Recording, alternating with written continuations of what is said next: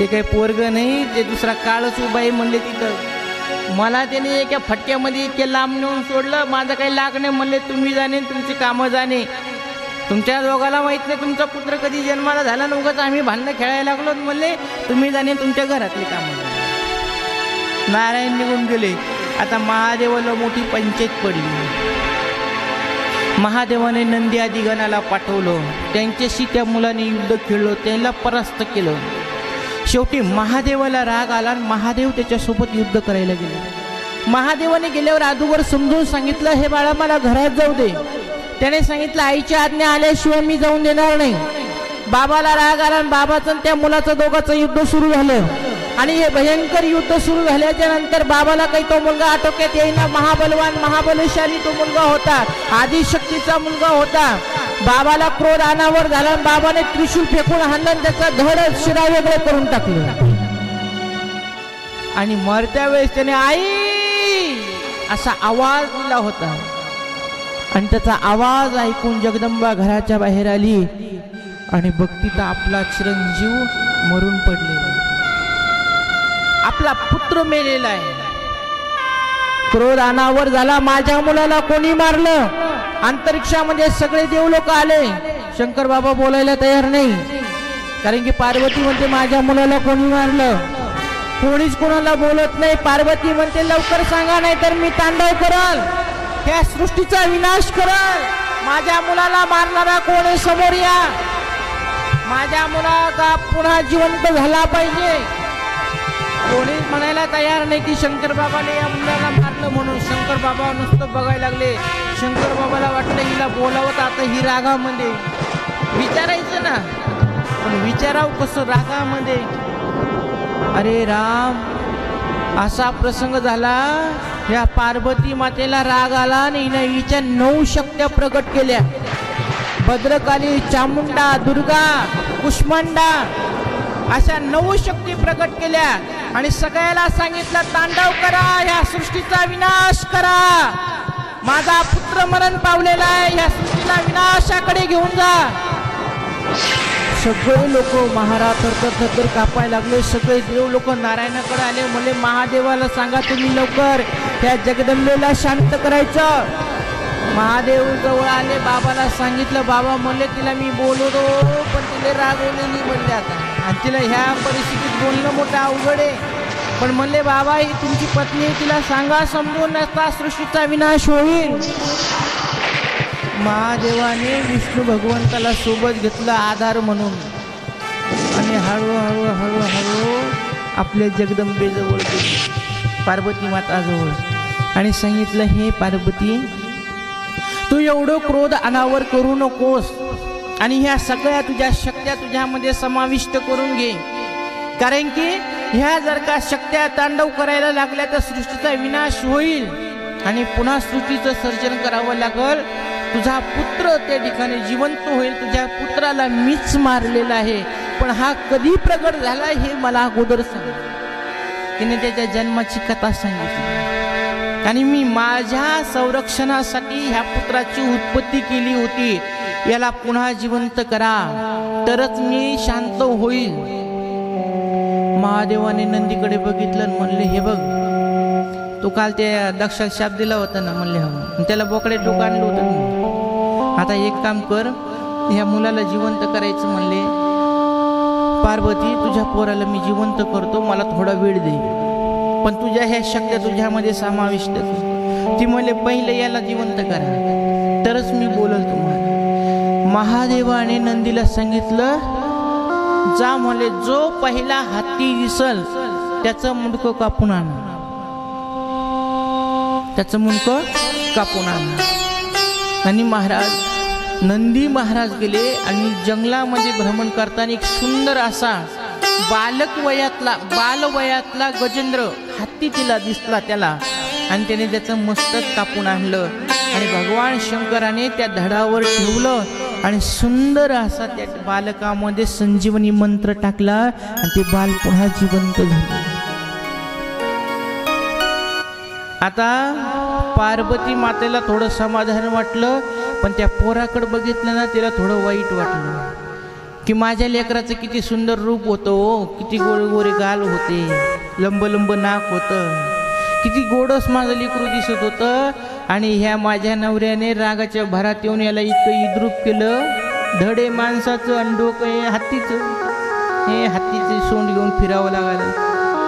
आणि असं जर का माझा मुलगा ह्या लोकांमध्ये फिरत राहिला तर हे लोक त्याची मजाक उडवतील. आईला लई काळजी असते बरं, हे लोक त्याची मजाक करतील. पार्वतीने पुन्हा रुसून बसली असती.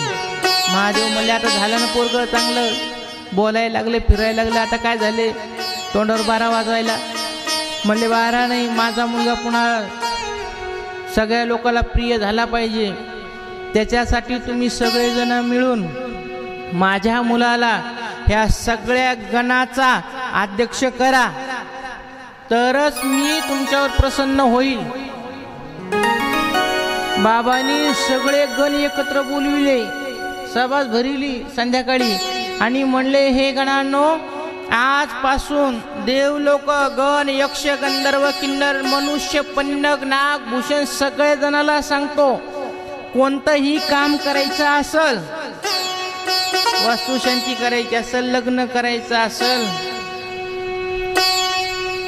मंगल कार्य कोणतं करायचं असेल, देव कार्य कोणतं करायचं असेल, तर पहिले माझ्या गणाचं त्या ठिकाणी स्मरण झालं पाहिजे.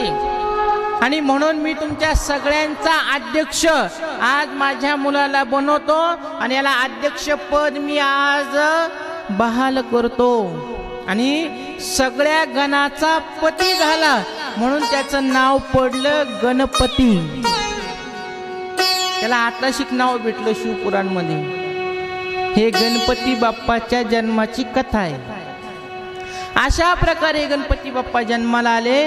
दुसरं त्यांचं नाव आहे गजानन, विघ्न राजेंद्र, कृष्ण पिंगाक्ष, असे अनेक नावं गणपती बाप्पाची. आणि माता पार्वतीने सांगितलं की माझ्या मुलाचं सगळ्यांनी स्मरण करायचं, त्याच्या स्मरणाशिवाय कोणाचंही कार्य सिद्धीला जाणार नाही. म्हणून गणानां गणपती असं म्हणतो नाही की आपण, ओम श्रीमन महागणपते नमः. प्रत्येक कार्याच्या टायमाला आपण गणपतीचं स्मरण करतो. हे पार्वती मातेने मुलासाठी मागितलेला हक्क आहे. सगळ्या देवलोकांनी पुन्हा त्या गणपती बाप्पाचं पूजन केलं आणि सगळ्यांनी आपला तो अध्यक्ष मानला. असा सुंदर हा पार्वतीचा बाळ आहे आणि याचं पूजन सगळ्यांनी केलं. सुंदर याचं पूजन आपणही एका गीताच्या माध्यमातून गणपती बाप्पाचं स्मरण करू आणि नंतर ह्या गणपती बाप्पाचं लग्न कसं झालं हे आपण बघू. पार्वतीच्या बाळा तुझ्या पायात बाळा, तुझ्या बाळा तुझ्या पायात बाळा, नवरत्नांच्या घातलं कमाळा, आशाचा आवाज झाला रे गणपती माझा नाचत आला, आशाचा आवाज झाला रे गणपती माझा नाचत आला. सगळे देव लोकांनी त्या गणपती बाप्पाचं पूजन करायला लागलेले. सगळे जण एक एक वस्तू त्याला अर्पण करायला लागले. आज त्याला पद भेटलं. सगळे देव लोक खुश झाले की आमच्या सगळ्यांच्या गणांचा तो स्वामी झाला म्हणून. आणि जो पदावर बसत असतो त्याला भेटीसाठी काही वस्तू अर्पण करावे लागतात. म्हणून त्या पार्वतीच्या बाळाला सगळेजण वस्तू भेट घेऊन आले आणि ती भेट अर्पण करू लागले.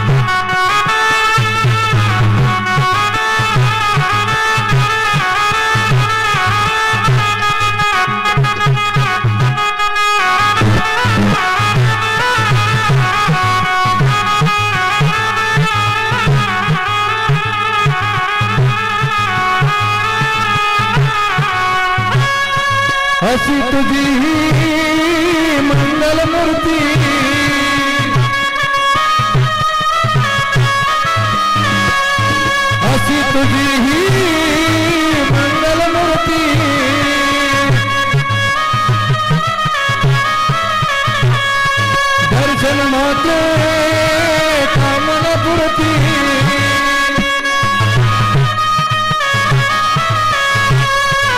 अशी तुझी मंगल मूर्ती दर्शन माते कामना पुरती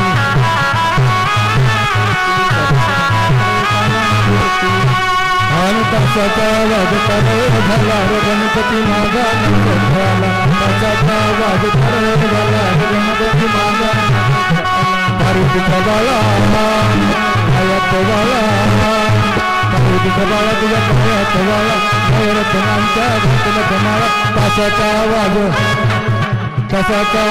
तरळ झाला गणपती माझा नंद झाला तासाचा आवाज तरळ झाला गणपती माझा नंद झाला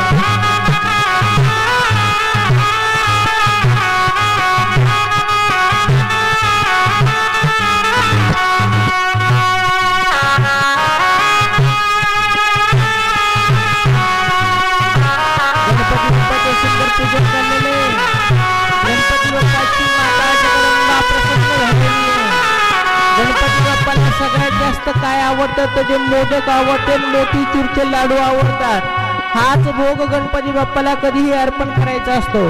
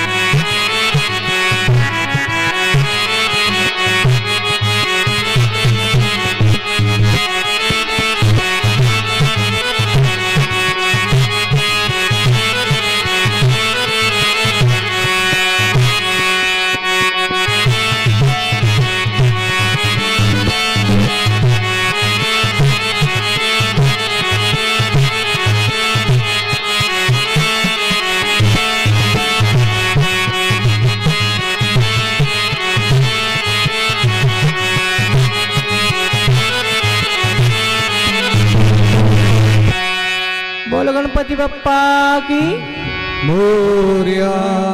असं सुंदर त्या ठिकाणी सगळ्या लोकांनी गणपतीचं पूजन केलं आणि गणपती बाप्पाला त्या ठिकाणी आज एक पद सगळ्यांच्या साक्षीने महादेवाने बहाल केलं। गणांचा अध्यक्ष म्हणून गणपती त्यांचं नाव पडलं। गणपती बाप्पाचे 12 नाव जो नित्य नेमाने स्मरण करतो, ज्याची विद्येमध्ये प्रगती होत नसल त्याची विद्येमध्ये प्रगती होते म्हणजे अभ्यासामध्ये। ज्याला संतती नसन त्याने संततीसाठी गणपती बाप्पाचे रोज 12 नामाचं स्मरण करावं असं त्या ठिकाणी नारद पुराणामध्ये नारदाने सांगितलेले। प्रथम नाव वक्रतुंड, दुसरे एकदंत ते, तिसरे कृष्ण पिंगाक्ष, चौथे गजवक्र, पाचवे श्री लंबोदर, सहावे विकटनावते, सातवे विघ्न राजेंद्र, आठवे धूम्रवर्ण, 9वे श्री बालचंद्र, 10वे श्री विनायक, 11वे गणपती, 12वे श्री गजानन। देव नावे अशी 12, 3 संध्या म्हणे नर, विघ्न भीती नसे त्याला प्रभो तू सर्व सिद्धीधर। विद्यार्थ्याला मिळे विद्या, धनार्थ्याला मिळे धन, पुत्रार्थ्याला मिळे पुत्र, मोक्षार्थ्याला मिळे गती। जपता गणपतीचे 12 नाम। जो ह्या 12 नामाचं रोज नित्य स्मरण करतो, ज्याला जी अपेक्षा असेल त्याला त्याचं फळ भेटत असं सुंदर नारद पुराणामध्ये नारद ऋषीने ह्या 12 नामाचा उल्लेख केलेला आहे। आता ह्या दोनही पुत्रांचं त्या ठिकाणी सुंदर संगोपन चाललेलं आहे। गणपती बाप्पा जवळ आहे, गणपती बाप्पाचा सांभाळ व्हायला लागलेला आहे। बाललीला खूप सुंदर गणपती बाप्पाच्या सांगितलेल्या आहेत आणि अशा सुंदर बाललीला करता करता गणपती बाप्पा ही मोठे झाले आणि एक दिवस जगदंबेला आपल्या मोठ्या पुत्राची आठवण झाली।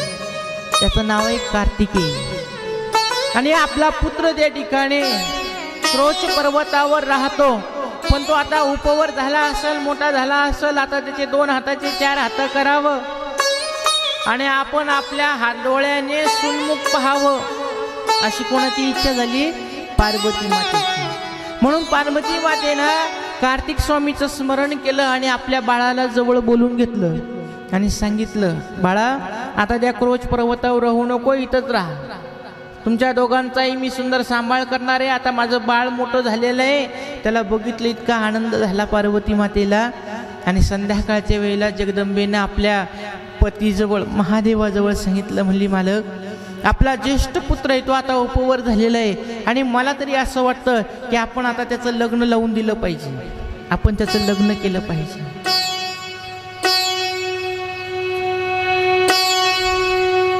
महादेवाच्या मनामध्ये इतका आनंद झाला की आपल्याला सून येणार, नंतर आपल्याला नातवंड होणार, आपण सुंदर ते नातवंडाला घेऊन बसणार मांडीवर, त्याच्या संग पुन्हा आपलं लहानपण जागं होईल, आपण त्याच्या संग बोबडं बोबडं बोलू.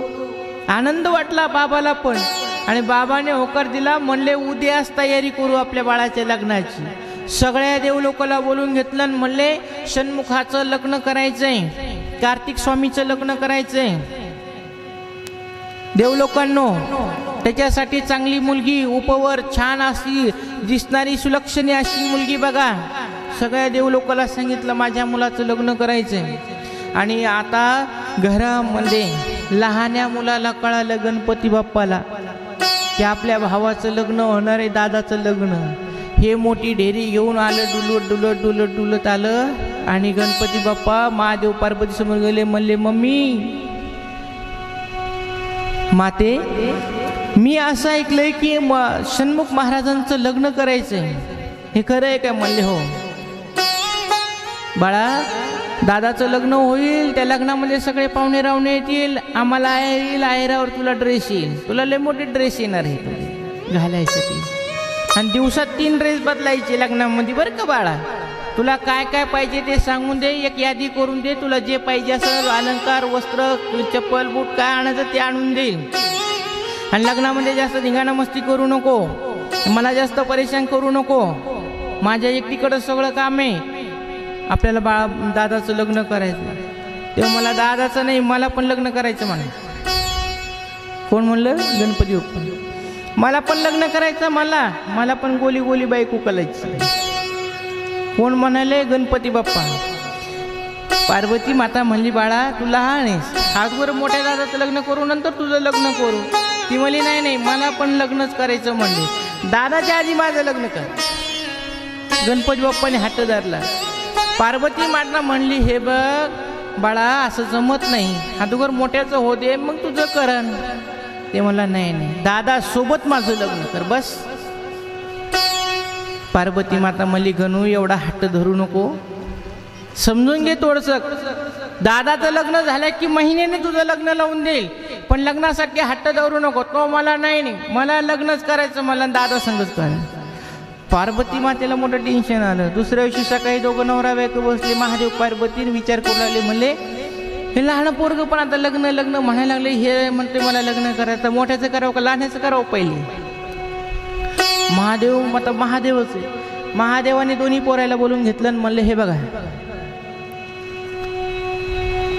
दादाचं लग्न पहिले होईल, नंतर गणपती बाप्पा तुझं लग्न होईल. तर मला नाही नाही पप्पा मला पण लग्न करायचं. मग महादेवाने सांगितलं हे बघ तुझं जरी लग्न करायचं असेल तर आता मी दादाचं लग्न पहिलं करणार होतो, तू म्हणतो तुझं लग्न करायचं, पण मी आता एक पण ठेवलेलं आहे दादाच्या लग्नात. जो सगळ्यात पहिले पृथ्वीची प्रदक्षिणा करून येईल त्याचं लग्न पहिले करीन. आता तुम्ही दोघं जण भांडणं करू नका ना, आम्हाला ताण देऊ नका. आई वडील असे हुशार पाहिजे.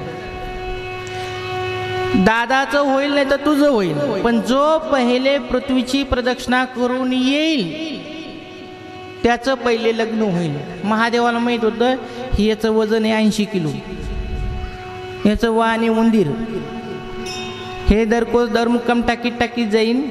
आणि मोठा मुलाचं वाहन आहे मोर, आणि त्याचं वजन काही एवढं नाही, ते मोरावर बसून 1 घंट्यामध्ये सगळ्या पृथ्वीची प्रदक्षिणा करून येईल आणि त्याचंच लग्न पहिले होईल. म्हणून महादेवाने ही अट टाकली की पहिले जो पृथ्वीची प्रदक्षिणा करून येईल तुमच्या दोघातून त्याचं लग्न पहिलं करण. गणपती बाप्पा मला काहीच अडचण नाही पप्पा, दादाच्या आधी जर का नाही प्रदक्षिणा करून आलो नाही आपण लग्न केलं तर पुन्हा म्हणणारच नाही महादेवाचा पुत्र आहे म्हणून. अशी परिस्थिती उत्पन्न. शंकर बाबा म्हणले कळण ना उद्या कोण येतो अगोदर. बाबाला वाटलं की हे कशी जाते आता, हे डुलत डुलत चालायची याला सवय, आणि कशाच येते प्रश्न करून, पण बुद्धिमत्ता वरिष्ठ गणपती बाप्पा येते, बुद्धीची देवता आहे. दुसऱ्या दिवशी दोघं भावंडाने संगच आंघोळ केली, कपडे ते घातले आणि दोघं जण संगच गेले दर्शनाला. आणि दोघांनी महादेव पार्वतीला नमस्कार केला. कार्तिक स्वामी म्हटले, बाबा तुमच्या म्हणण्याप्रमाणे मी पृथ्वीची प्रदक्षिणा करून येतो आणि त्यानंतरच माझा विवाह करा. पित्र आज्ञा शिरोधार्य मानतो. आणि आपल्या वाहनावर बसले, वाहन घेऊन निघाले. पण गणपतीकडे जातात असं रागाने बघितलं, म्हणजे माझ्या लग्नात तिकडं आणायला लागला.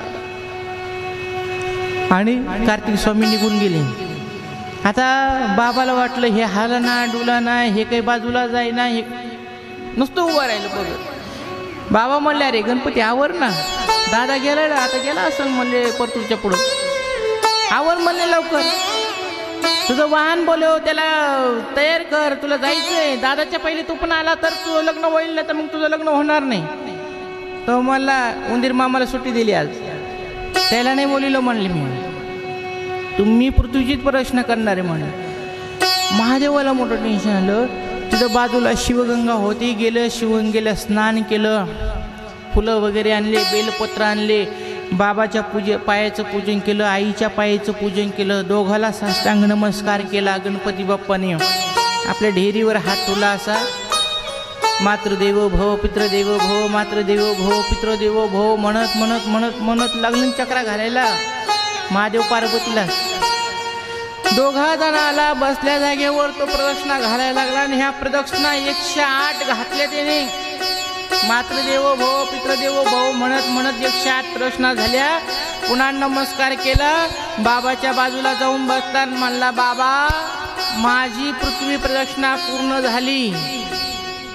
महादेव पार्वती टुकू टुकू बघायला लागली. ते म्हणले, अरे अशी कशी तुझी पृथ्वी प्रदक्षिणा झाली? म्हणले, बाबा तुम्ही मला सांगा, तुमच्यापासून वेद जन्माला आले, शास्त्र जन्माला आले. वेद शास्त्र पुराण काय सांगतात? पृथ्वीपेक्षा मोठी आई आहे आणि आकाशापेक्षा मोठा बाप असतो. आणि अशा मी तुम्हा दोघं उभयंताची, माझ्या माता पितांची प्रदक्षिणा केली.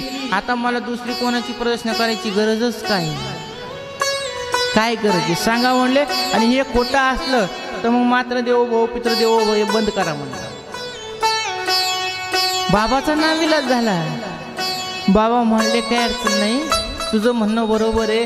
पार्वतीनं उचललं, लगेच पापे घेतली 2 त्याच्या. खरंच माझं बाळ हुशारी बाई, माझ्या बाळाने खरंच डोकं लावलं म्हणलं. आणि म्हणली, माझ्या गणूचंच पहिलं लग्न होणार. गणपती बाप्पाला आता लग्नासाठी तयारी झालेली आहेत. आणि हे बिचार आपलं वाहन घेऊन अजून तिकडंच आहे, जालन्याच्या पुढं आताशी ढकलेत. आणि इकडं गणपती बाप्पाने महाराज यांना मुलगी बघण्याचा कार्यक्रम सुरू झाला. विश्वरूप नावाचा प्रजापती, त्याच्या 2 मुली होत्या त्याला झालेल्या. त्या 2 मुलीला नारदाला पाठवलं, विश्वरूपाला बोलवलं. आणि त्यांच्या 2 मुली सिद्धी आणि बुद्धी. बरेच लोक म्हणते रिद्धी सिद्धी, सिद्धी आणि बुद्धी अशा 2 शिवपुराणमध्ये असं नाव आले. सिद्धी बुद्धी नावाच्या 2 मुलींचा विवाह गणपती बाप्पा सोबत जमवला. कारण की विश्वरूप म्हणला, माझ्या ह्या 2 मुली आहेत, यांचं लहानपण सोबत गेलं, तारुणपण सोबत गेलं, शिक्षण सोबत झालं, दिसायला दोन्ही सारख्याच आहेत. मया असं पण केलेलं आहे, दोघीचं लग्न एकाच वराशी करेल, म्हणजे एकाच मुलाला मी ह्या 2 मुली देईल. गणपती बाप्पाला विचारा म्हणले, करायच्या का 2? ते म्हणले चालेल. त्याला पक्क माहीत होतं आता भावाचं तर काही होणारच नाही, आपले बरे म्हणले. एकीना नाही केले तर दुसरी सेवा करीन, तिना नाही केली तर पहिली सेवा करील. खाण्यापिण्याचा तर ताण राहायचं नाही ना, सगळं काही पद्धतशीर होईल. म्हणले आपली सेवा. म्हणले मी दोघी सोबत लग्न करतो. गणपती बाप्पाने होकार दिला, लग्न जमलं. आणि सुंदर असं शिवपुत्राचं लग्न सिद्धी आणि बुद्धी सोबत विवाह संपन्न झाला. कोणाचा? गणपती बाप्पाचा. आता हा विवाह सोहळा संपन्न होत असताना सगळे देवलोक आले. आता बाबाच्या मुलाचं लग्न म्हणल्यावर काय बघायचं, सगळे देवलोक आले. सुंदर असं थाटामाटामध्ये लग्न झालं. आणि त्या प्रदक्षिणा सुरू झाल्या. प्रदक्षिणाच्या वेळेमध्ये तितक्या वेळेत हा कार्तिक स्वामी परत आला आणि बघितलं. कारण की कार्तिक स्वामी अर्ध्या प्रदक्षिणेमध्ये गेल्याच्या नंतर एका देवाने जाऊन त्याला सांगितलं, अरे तू इकडं भटकंती करायला लागला पृथ्वीची प्रदक्षिणा करण्यासाठी, तिथं तुझ्या भावाचं लग्न व्हायला लागले, कौरव तू भ्रमण करतो ह्या पृथ्वीची प्रदक्षिणा घालण्यासाठी, अरे जा त्या लग्न सोहळ्यामध्ये प्रवेश घे आणि भावाच्या लग्नाचा आनंद उत्सव साजरा कर. याच्या मनामध्ये संशय उत्पन्न झाला की माझ्या आईवडिलांनी मला पृथ्वीची प्रदक्षिणा करायला पाठवलं, माझ्या माघारी गणपतीचं लग्न लावा लागले. कार्तिक स्वामी आपल्या कैलासाला परत आले तर बघतात तर गणपतीला 2 बायका, त्याचा विवाह झालेला आहे, लोक उभे सगळे लग्नाला आलेले, विवाह होऊन पडलेला आहे.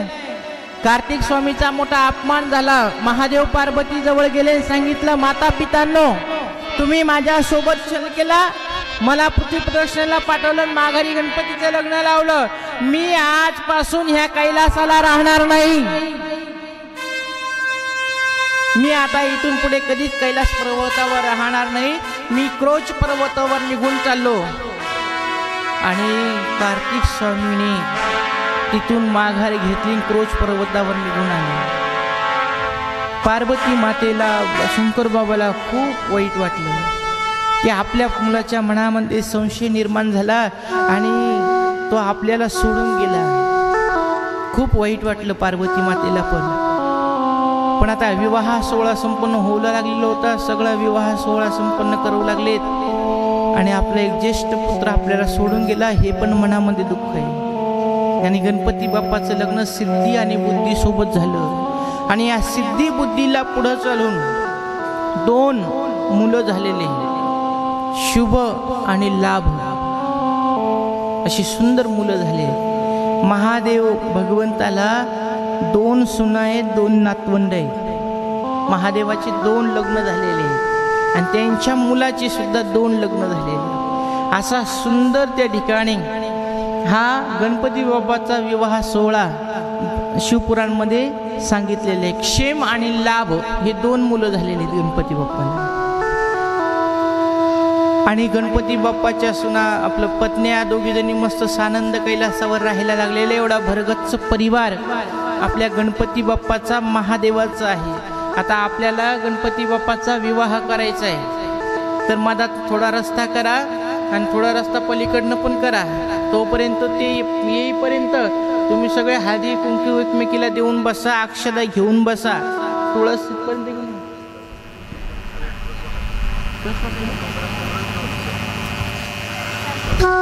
आणि आज बघा, बसा बसा खाली, हलू नका हलू नका.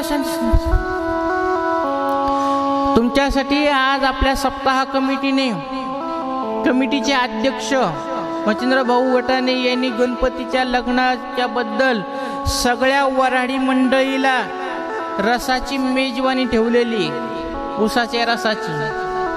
तर सगळ्याला आता पहिले रस पिऊन घ्या. आता लग्नाच्या आधी जेवण करतात की नाही, तसं पहिले गोड तोंड करून घ्या. सगळ्या जणाला पहिले रस येईल, रस प्राशन करा, नंतर आपण लग्न लावू. तोपर्यंत चौरंग पाठ, हार नारळ सगळं आणून ठेवा, तयारी करून ठेवा.